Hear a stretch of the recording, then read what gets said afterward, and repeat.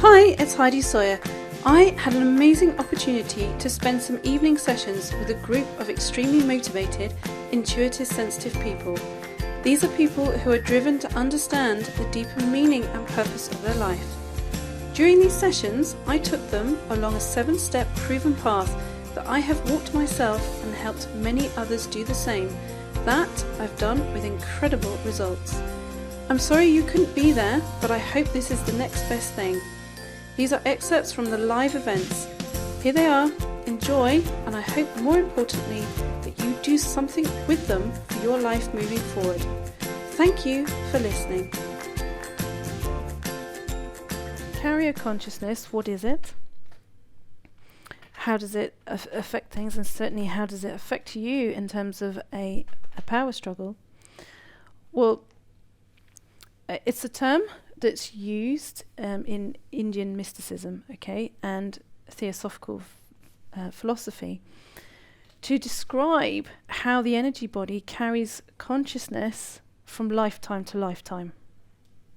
Okay, it's a way of describing how. So the carrier consciousness is how, if you like, for better way of expressing it, is how karma gets transported.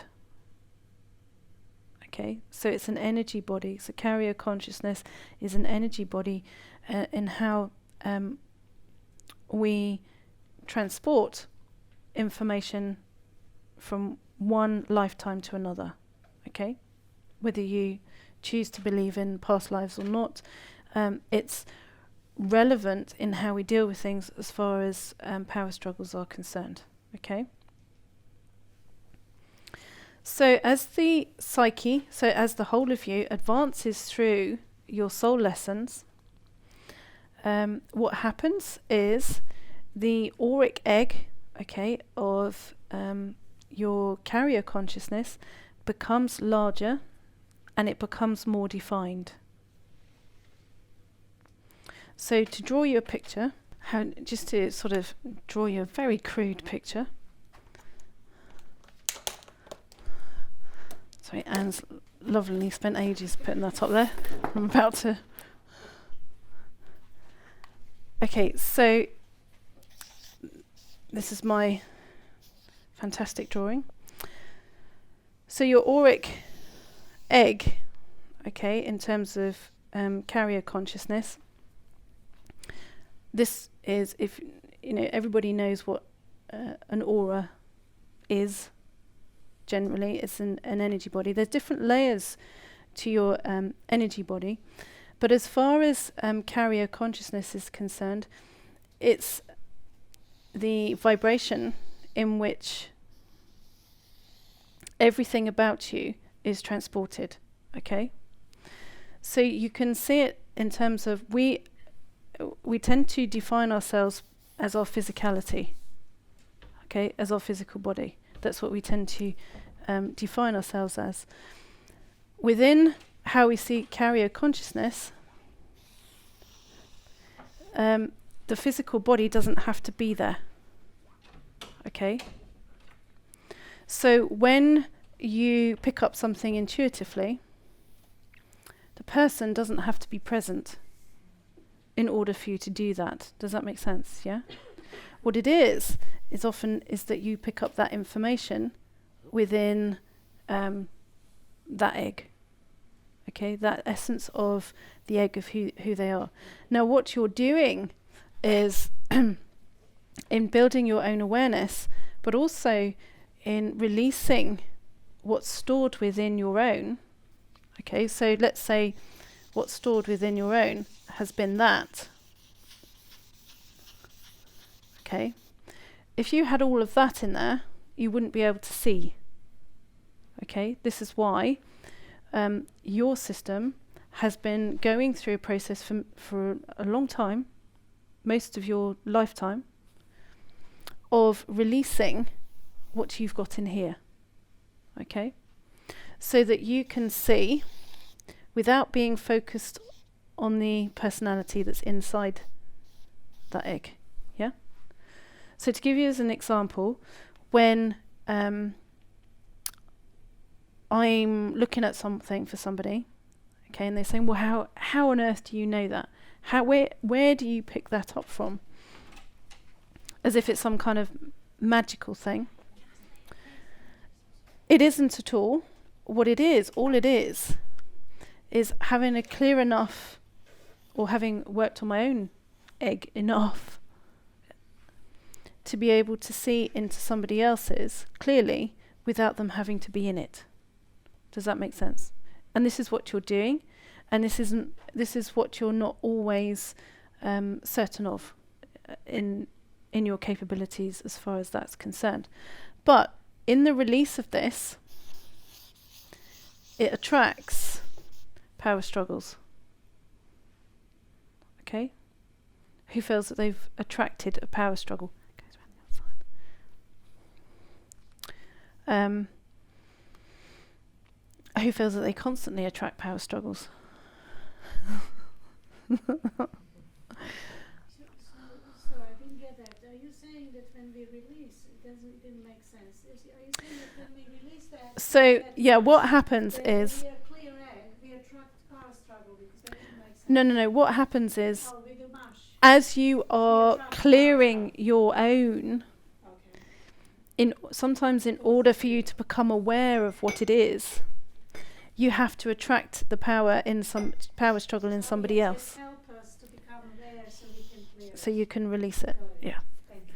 Which is why it feels often that you're on a consistent kind of roller coaster of somebody else's stuff all the time, and you think, what on earth did I do to deserve this? You will also find that in terms of the ancestral component, so in order for you to really kind of see yourself, you have to release what is no longer relevant to you. Okay, so a lot of the ancestral components of what you've carried have been survival mechanisms for generations. Okay, that is, they've used that as a way of feeling that that's how you survive your environment, and you feel that that's not the way that you do it. Okay, so the power struggle is often, well, if you then release that, you're no longer one of us. Okay, because you don't resonate, your energy doesn't go with that. That's also how it, a lot of you have heard me use the drama triangle within that. Okay, yeah, so you can say that the drama triangle plays out over the top of that. So you've got the persecutor, you've got the rescuer, and you've got the victim. Okay, so when you may think, well, I seem to attract a lot of power things and I don't understand where it comes from, I don't do confrontation, I don't understand what this is about, or why I'm revisiting something that feels like I did it in the past, and haven't I done this one to death? What it is you're releasing, it's like almost like a static mess that's still within your carrier consciousness. Okay? But often, in order for you to become conscious of that, it has to be triggered by your external environment. And so when you try and deal with it logically, which is you try and then reason with the personality inside, it doesn't seem to work. And you think, but surely it would do? I'm just being reasonable. Whereas if you deal with it energetically, so you're dealing with it from the mess component rather than the individual, often you'll find it then clears. That's how healing works, basically. Healing works because you're engaging energetically with the static mess that's in aspects of carrier consciousness. Okay? Does that kind of make sense? Yeah? So what happens is, as your psyche processes all of that as a whole, and you pass through your soul lessons, so you'll have, things that you have found that have come into your life, and you think, well, that's taught me something. It feels like a strong soul lesson. It feels something deep. And as you pass through that and you learn from that experience, and you'll find that you don't harbour things, you don't keep them for a moment longer than you need to. Whereas you think, crikey, how do these people store so much resentment over such a long period of time? Surely that's hard work. I don't think I can do that. I don't think I can carry that. And you find sometimes that it's extraordinary that people manage to do that.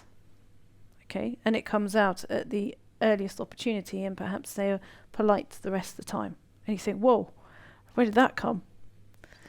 What happens within that is that they are keeping their static stuff. Your focus is always about releasing your static stuff. Okay, does that make sense? So as you do that, as you advance through your soul lessons, your auric egg of carrier consciousness becomes larger and it becomes more defined. So within it becoming larger and more defined, you'll find that your intuitive instincts, your intuitive process continues to grow. And it grows to something that becomes very sustainable, and it shifts into a place of knowing, rather than going, is it? Isn't it? Is that insight? Is that my imagination? Is it insight? Is it my imagination? Where you are questioning, is it, insight or imagination, you're darting between an empty and an empty egg and one with a personality in it. Empty egg, one with a personality in it. Okay? So all of the within carrier consciousness, and the viewpoint of carrier consciousness is the information stored in it becomes a learning experience for your next incarnation, which is why all of you at some point or another will have been interested in the concept of past experiences or past lives. You would, it's a normal process in Eastern traditions to believe in past lives and past incarnations, but it's not in Western society. Okay, but at some stage or another in your journey to become more aware of your own internal world, you have been interested in past lives, or you felt you've had an experience of something to do with that, even if you haven't understood it.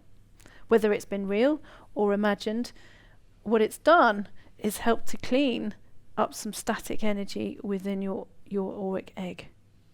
Okay? So what it's about is, so the carrier consciousness carries that in terms of past incarnations, so it's kind of soul memory, and it also stores our genetic lineage, okay, which is what I said as far as the behavioural epigenetics are concerned. So how does our DNA, as an example, know to scar? Where does that memory come from? Where is it? What is it? Because it's not a physical thing, yet it shows somehow or another in the emotions, because it's energetically present. Okay? So what happens is, for the vast majority of people, the information in the auric egg of carrier consciousness remains unconscious. Okay? So that's why you wander around into other people's energy fields and go, whoa, don't you know about what's in there? And you think, whoa, surely I want to do something about that. No, because for most people it remains largely unconscious. Okay? So you take things personally because you think, well, actually I'm aware, why aren't they? Okay, why can't they be more aware, self-aware? Why can't they understand things or be a little bit more sensitive to things? Well, your nervous system is automatically already sensitive to energy. Okay? Other people have to work at it. You're lucky enough. You may see it as something that's unlucky, but in actual fact you're extremely lucky. Because wouldn't you rather be conscious and aware rather than feel that life kind of smacks you one because you're largely unconscious? You will find that you always feel a lot more prepared in life than you did, as I said, 5-10 years ago. Whatever happens in your life, there is still a feeling that some level or another you're prepared. Whereas before, it didn't feel like that. Okay? So this, what I'm saying is an indication of how your carrier consciousness has become more conscious over the years for you. So it remains for people unconscious until you have sufficient awareness, okay? That you have sufficient awareness, that you have sufficient consciousness in the present time to recall aspects of the memory. Which is why people, and definitely all of you, will have gone through some kind of experience at some point or another where you felt that you've had some kind of clear out of old emotional stuff and old emotional or heritage stuff or soul stuff. Okay? Every person in this room will have had a clear out at some stage or another. Okay? Does that make sense? If we're trying to hold on to it too tight, and we're trying to control it and we're trying not to let things go, at a soul level, the more consciously aware you become, the more at a soul level it won't let you do that. It'll turn you inside out till you let go of it. Okay? I learnt in recent, I keep learning that the best way to actually proceed with it is to let it go, is to let that energy go, because holding on to it creates more tension, more unpleasantness within your own system than allowing yourself to go through it. But it's scary as you start to go through it. Okay, does that make sense? Until you get so used to it, you think, oh, here we go again.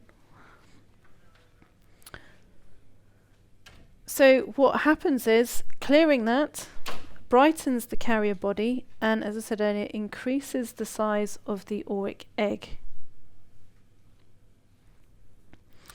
So as I said a moment ago, people bring power struggles to our life to recall and release stored issues in the egg.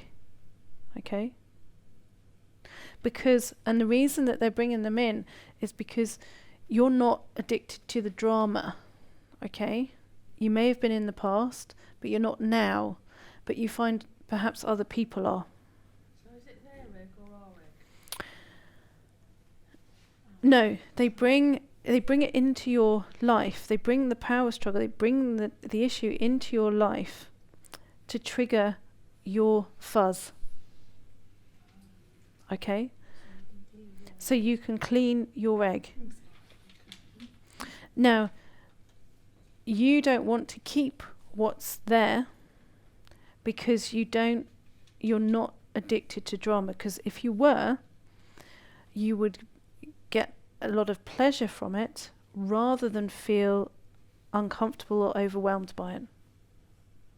Okay, does that make sense? But you can see how other people have pleasure in the drama. Yeah? And you think, whoa. And you can't understand why they keep coming to you for it, but you're attracting the power struggle not because there's something wrong with you, it's because your system wants to release build-up. Okay? Now, the quicker it wants to release build-up, the more power struggles come in your direction. And sometimes the strongest power struggles will be family dynamics. Because when you get to a stage of releasing at that kind of level, the family dynamic has to come into it, because for most people there's a whole pile of fuzz around stored energy vibrations as far as family dynamics are concerned. Not only their immediate family dynamic, but that of their ancestors.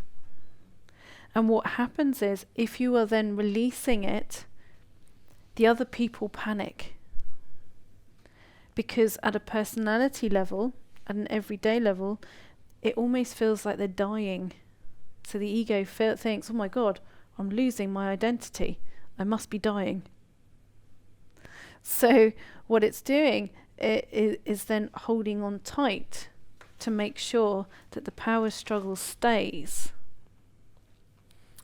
within, let's say, the group's eggs.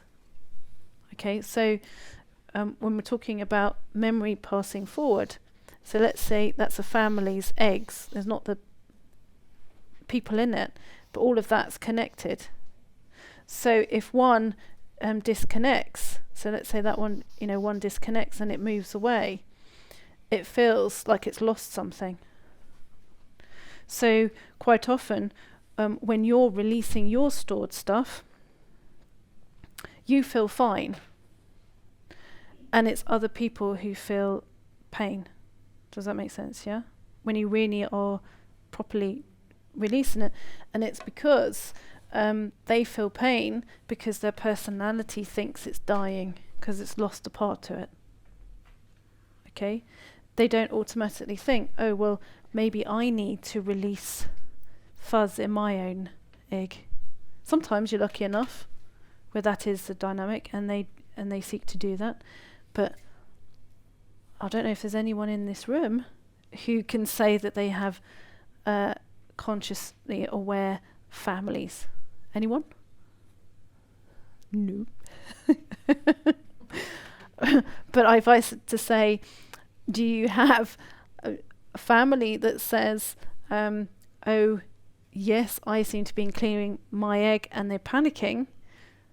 Who feels that has been a scenario that they've experienced? Yeah.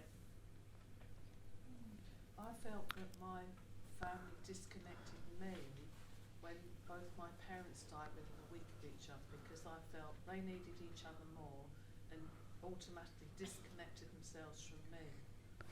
Well, when you feel that something is disconnected, yes, because what happens is, within energetic vibrations, if something doesn't vibrate the same, it cannot stay in your space.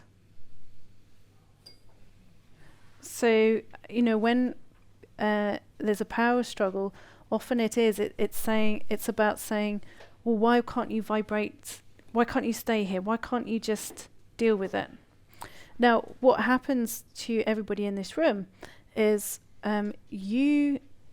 no matter what the circumstances, you find it very difficult to compromise your life.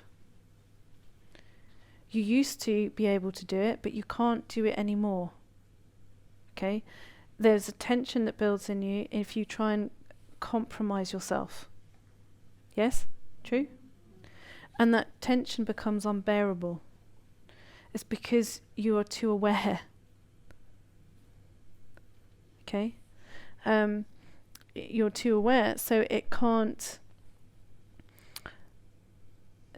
it can't stay there. The tension has to go.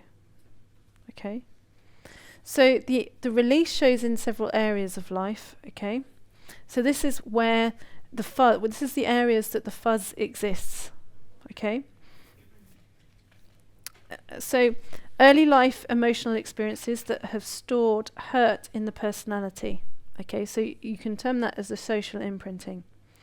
So if I'm to say to you, have you had early life emotional experiences that have stored hurt in the personality? Most of you would say yes. Okay, and most of you could identify that quite quickly. Okay, you can definitely identify it within your energy body, and you can probably immediately identify where you can feel it in the body. Most people can't. Even though it's stored in the body, they can't feel it in the body. Okay? They'll have a vague reference to it or an avoidance of it. They go, oh, no. Well, no. No, or maybe you even have let's say, this is just an example, you come from a bruised background and your experience of it was intense hurt, and you have a sibling that says, oh no, it was wonderful. And you think, what family did you grow up in then? I'm not sure it was the same one, because it's too much for their energy vibration to deal with. So it's easier to make it into something else. Okay?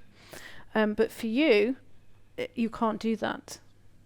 Your energy body won't let you do it. It's clearing the fuzz. So this is some of how the fuzz shows. So early life emotional experiences that have stored hurt in the personality. So how it shows it in the social imprinting. Another one will be in past life memories. Now, the whole point, if you're going to look at past life memories, I would only suggest you look at ones that hold up your present. Okay? Whether the vibration, kind of holds something up in your present, and whether those past life memories are true or not, whether they are real, it's almost irrelevant. Even if they are symbolic within your psyche as something that is there for release, it is relevant to releasing that fuzz, okay, as a soul memory. So it's a soul memory that's released. So sometimes, that's how it wants to show. The third area is the release of irrational fears, or the kind of experience of power struggles that don't make sense to you, but have occurred through the generations. Okay, so that would be the behavioral epigenetic inheritance. Okay, so as an example, using the famine thing, some people will have an irrational fear that makes them overeat. Okay, and they won't know what that fear is. It doesn't make sense. There is nothing in their immediate family that would say that they were in stress at any point, so why do they do this? But if they were to look back through the generations, they would probably find, just using this as an example, that it was a rule that you had to clear your plate. And you'd had to eat everything up on there, and maybe it was because there wasn't much food in previous generations, and so eating it preserved you. And you think, well, why is it impossible for me to leave something on a plate? They were talking about that on the Panorama program last night, about what's your perfect diet. Yeah. Oh yeah, that's what you were talking about. Yeah, which is, and if you try it, if you've got that, this is just as a very basic example. If you try that and you try and leave something on your plate, if you have that, it's very, very difficult. It creates a panic. You think, oh, I've got to eat it. Or if you open your fridge and you think, oh well, I've got to use that today. And you think, well, I don't actually want it. Oh, I've got to use it. Well, I always say, but you're not a human dustbin. Okay? But so why are you doing it? But the fact is that you're doing it unconsciously. And this is just a very basic example of some fuzz, because of something that has been passed through the generations that says you have to eat it. And then it will be tagged on in your psyche, you ungrateful whatever. Does that make sense? You will eat that, you're ungrateful, because even though it maybe wasn't ever said, but that is how it then feels.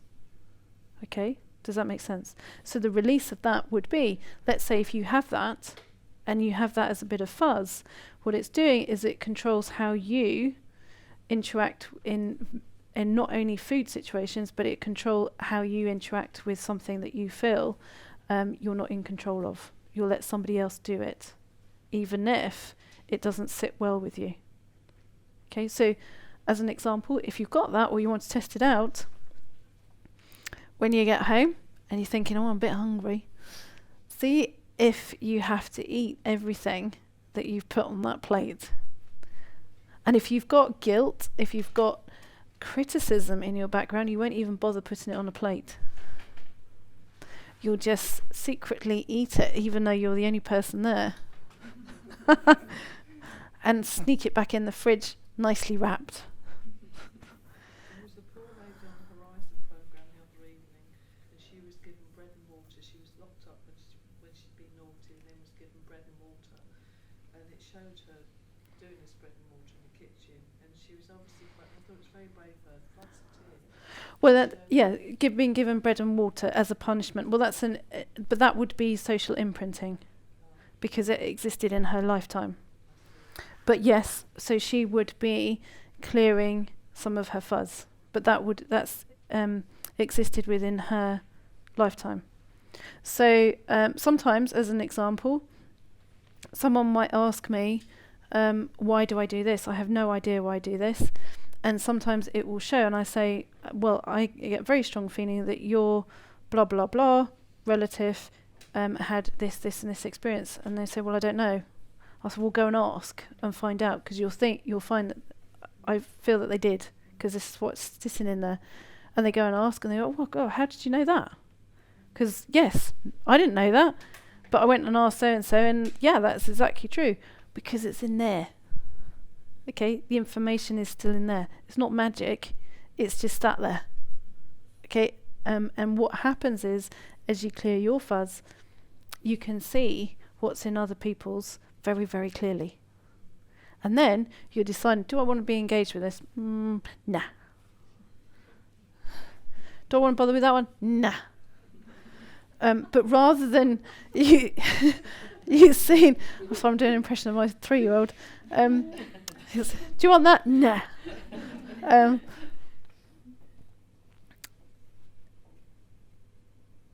But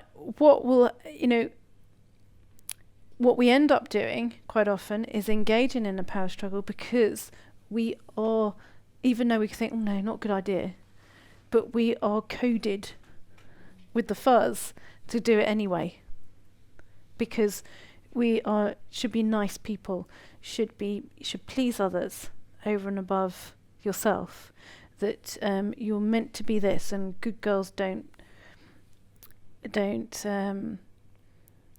make a fuss. Good boys don't cry. All of that kind of stuff, just as an example, even though you think, well, why can't I cry? And why do I have to be a good girl? Yes? Just a thought occurred to me as you were speaking. Very much do identify with what you were saying about not wanting to go there with this person and then this person and that person. That can then get you to the point where you have very few people left. That's temporary. When you think, oh gosh, I've got very few people left. Yes. Yes? That does happen.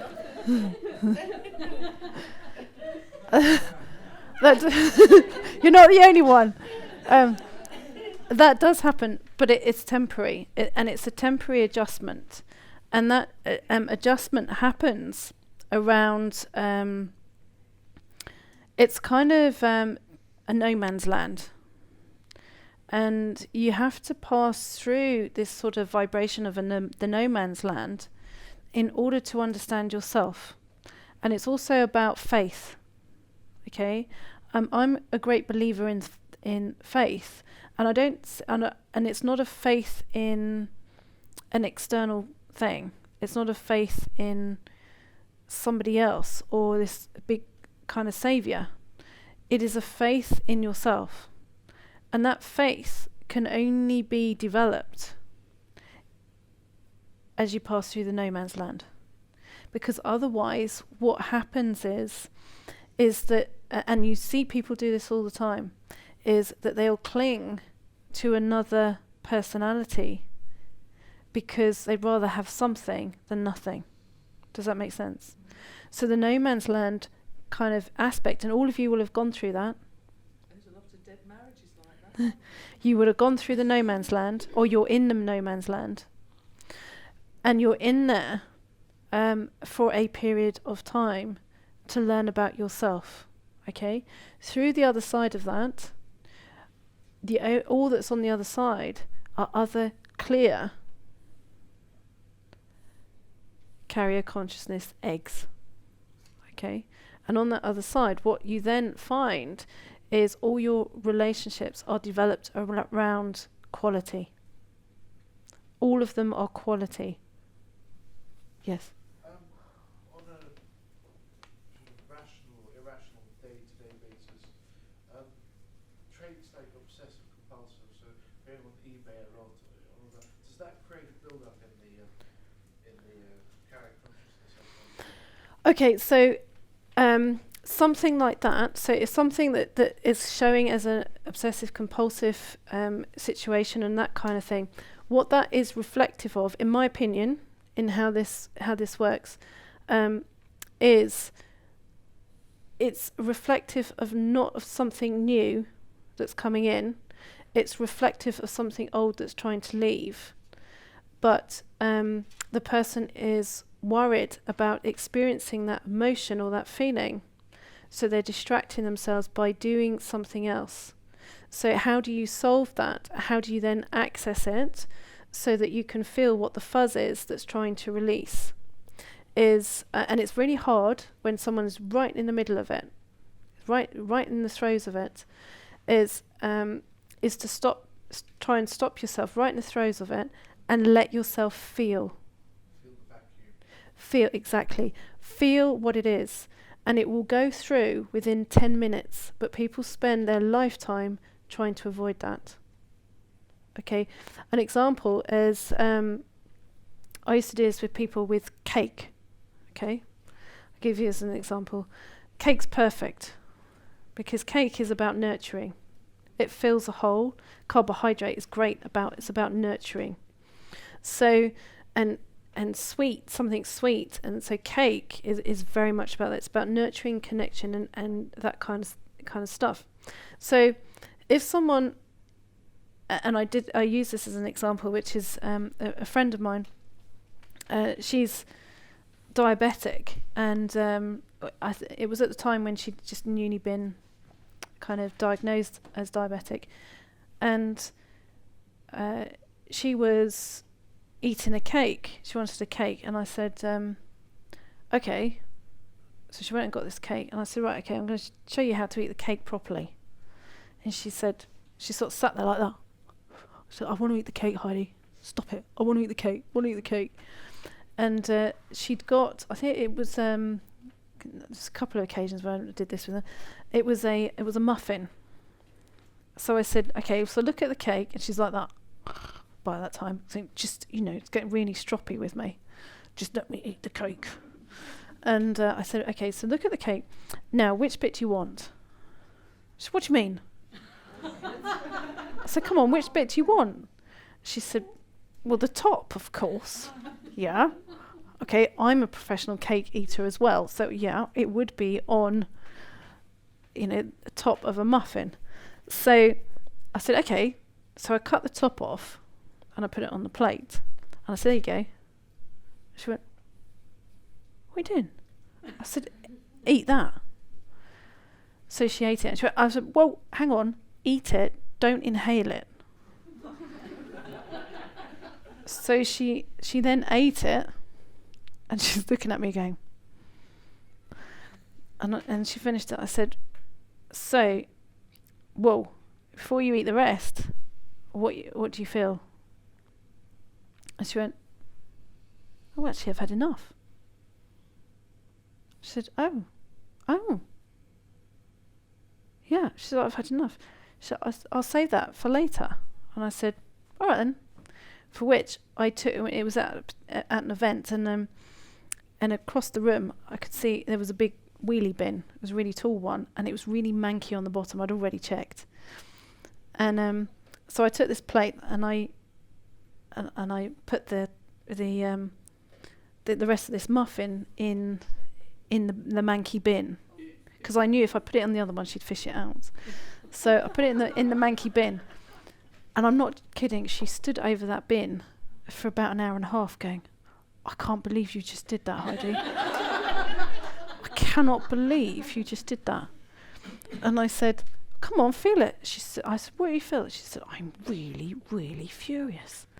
I am so furious with you, I could kill you. And I said, well, what is it about? And she said, do you know what? I think what it's about is that you're not allowed to waste. You're not allowed to throw away. You're not allowed. And she could feel literally all of that dynamic coming through her system. Now, I mean, it's quite a few years later, she can easily eat cake. She'll have whatever she wants. She's out of, her diabetes is perfectly managed now. It's fine.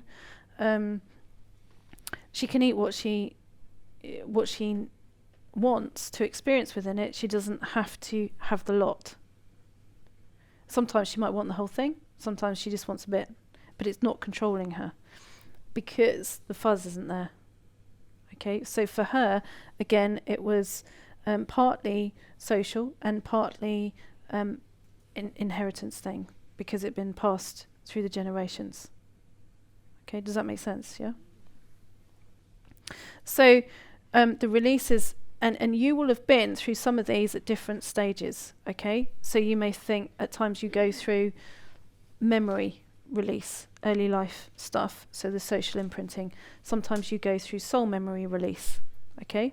And sometimes you go through something that you feel has gone through a generational thing, an epigenetic inheritance. They are all relevant, and they are all extremely relevant as far as releasing power struggles are concerned. So sometimes people present a power struggle in your life to release an irrational fear that's been passed through the generations, and you think, whoa, what relevance has that got? But it does. Okay? And as you become more conscious, the faster this goes. Okay? So the more things come at you, or the more internal processes to move come within. And your external world may not have changed one bit, but your internal world feels like you've been through a couple of years in a couple of days. For more great free content designed to support your purchase of my book, Highly Intuitive People, 7 Right Brain Traits to Change the Lives of Intuitive Sensitive People, please visit finallyfeelunderstood.com. There you can subscribe and download for free the meditations specific to today's episode. If you have already read the book, then it's time for you to receive exclusive access and support from me and your fellow intuitive sensitives as we go deeper together along this proven 7-step path by joining us in my monthly membership program called Heidi's Circle. There you can ask me anything in a safe and private environment, and I will answer you live. Join us today by visiting healmyinnerworld.com.